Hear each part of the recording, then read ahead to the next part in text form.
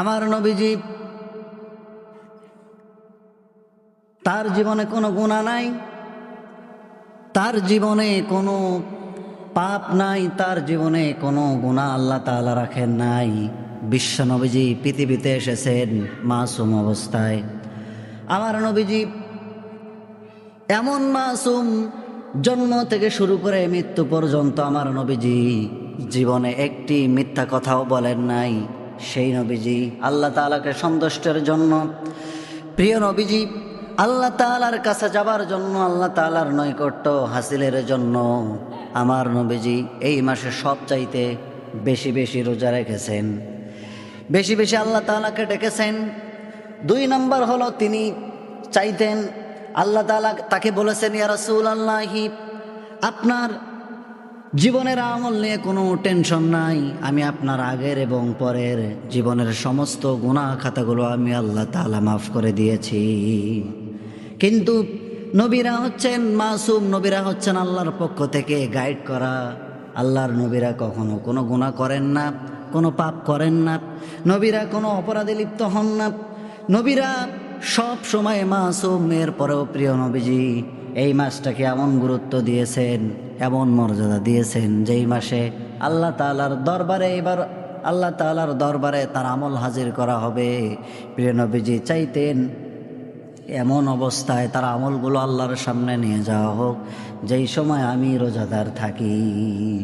প্রিয় নবীজি এইভাবে চিন্তা করেছেন, তার কারণ আখিরাতের জগৎটা হচ্ছে এমন একটি জগৎ, আপনার আমার আমল নামা যতটুকু আমরা অর্জন করতে পারবো, যতটুকু আল্লাহর সন্তুষ্টির জন্য আমরা কাজ করতে পারবো, পৃথিবীতে যতটুকু আমল করে যেতে পারবো, এতটুকু আমল আমাদের জন্য ব্যালেন্স। কেউ কোনো দিন আল্লাহ তাআলার দরবারে কিয়ামতের ময়দানে কোনো ব্যক্তির কাজে আসবে না, কোনো ব্যক্তি তাকে আমল দিয়ে সহযোগিতা করবে না। আমার নবীজি সাহাবীদেরকে, তার মেয়েদেরকে ডাক দিয়ে বলেন, ও মেয়ে ফাতেমা, শোনো, তুমি নিজের আমলটাকে সুন্দর করে নিও মা, তার কারণ কাল কিয়ামতের দিন রাসূলুল্লাহর মেয়ে হিসেবে তোমার বিচার করা হবে না। ও আমার জামাই আলী, ও আমার জামাই ওসমান, এমন আমল তুমি গঠন করো, তার কারণ প্রত্যেক ব্যক্তি নিজেকে নিয়ে ব্যস্ত থাকবে, কেউ কারো জন্য কোনো উপকারে আসতে পারবে না। লা তাজিরু ওয়াজিরাতুন উযরা উখরা, কারো বোঝা কেউ বহন করবে না। ও আমার জামাই শোনো, কাল কিয়ামতের দিন আল্লাহর দরবারে নবীর জামাই হিসেবে আলাদা কোনো তোমরা সুযোগ সুবিধা পাবে না। ফামান ইয়ামাল মিসকালা যাররাতিন খায়রান ইয়ারা ওয়া মান ইয়ামাল মিসকালা যাররাতিন শাররান ইয়ারা। কাল কিয়ামতের দিন সরিষা পরিমাণ সন্তুষ্ট আল্লাহ তাআলাকে করার জন্য যদি কোনো আমল কোনো ব্যক্তি করে থাকে, আল্লাহ তাআলা সেদিন সেই ব্যক্তিকে সে আমল নামা তার সামনে হাজির করাবেন। পক্ষান্তরে কোনো ব্যক্তি যদি সরিষা পরিমাণ, জাররা পরিমাণ কোনো গুনার কাজে লিপ্ত হয়, কোনো ব্যক্তি যদি জাররা পরিমাণ কোনো খারাপ কাজ করে, এটাও আল্লাহ তাআলা কাল কিয়ামতের দিন বান্দার সামনে হাজির করাবেন। কেউ কারো কোনো উপকারে আসবে না। মানুষ সেদিন ইয়া নাফসি বলে চিল্লাইতে থাকবে। মানুষ নিজেকে নিয়ে কতটা পেরেশান থাকবে। মানুষ করবে কি সেদিন? মানুষ কারো কারো নাভি পর্যন্ত, কারো কারো বুক পর্যন্ত, আবার কারো কারো কপাল পর্যন্ত ঘামে মানুষ ভিজে যাবে। মানুষ সেই ঘামের মধ্যে তলিয়ে যাবে। সেদিন মানুষ চিৎকার করে বলতে থাকবে যে আমাদের বিচার ফয়সালা করা হোক, আল্লাহ তাআলা আমাদের যে স্থান নির্ধারিত করবেন সেটা করে দেওয়া হোক। এখন পর্যন্ত তো কোনো বিচারে হয় নাই। মানুষ, কিয়ামতের মাঠটা হচ্ছে তামার মাঠ। কিয়ামতের মাঠটা এতটাই উত্তপ্ত হবে, মানুষের পা গুলো গলে গলে পড়তে থাকবে। সূর্যটা মাথার কাছে চলে আসবে, সূর্যটা 1.5 হাত মাথার কাছে চলে আসবে। সেদিন মানুষের মগজগুলো গলে গলে নাক কান দিয়ে বেয়ে পড়তে থাকবে।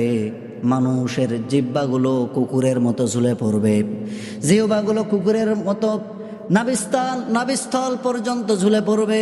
সেদিন মানুষ পাগলের মতো ছোটাছুটি করবে। সেদিন মানুষ একটা ছায়া জায়গায় আশ্রয় নেওয়ার জন্য অনেক চেষ্টা করবে, কিন্তু কাল কিয়ামতের দিন আল্লাহ রাব্বুল আলামিন 7 শ্রেণীর ব্যক্তি ছাড়া কাউকে আরশের ছায়া দেবেন না। 7 শ্রেণীর ব্যক্তি ছাড়া আল্লাহ তাআলা কাউকে আরশের ছায়া দেবেন না। সেদিন হাসরের ময়দানে প্রিয় নবীজি যদি কাউকে হাউজে কাউসারের পানি কোনো ব্যক্তিকে পান করায় দেন, আল্লাহ রাব্বুল আলামিন চিরকালের জন্য তার তৃষ্ণাকে মিটাইয়া দিবেন।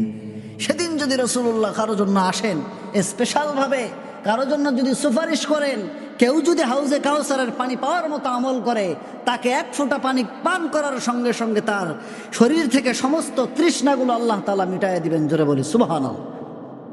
তাহলে আমরা বুঝলাম কি, সেদিন রাসূলুল্লাহ তার মেয়ের জন্য কিছু করতে পাবে না, রাসূলুল্লাহ তার জামাইয়ের জন্য কিছু করতে পাবে না, রাসূলুল্লাহ তার পিতামাতার জন্য কিছু করতে পাবে না।